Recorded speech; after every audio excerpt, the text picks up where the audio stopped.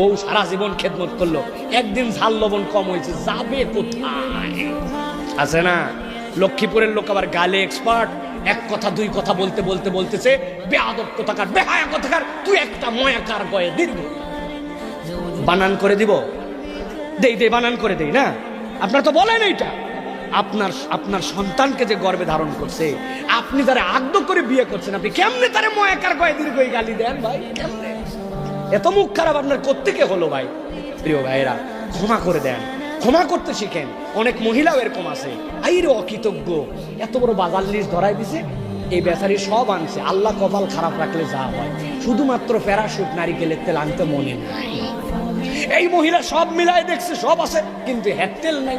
এর সাথে সাথে বলছে 22 বছর তোমার সাথে সংসার করে কি পেলাম। আছে না? এক তেলে 22 বছর উধাও, এরকম অকৃতজ্ঞ মহিলাও আছে কিনা?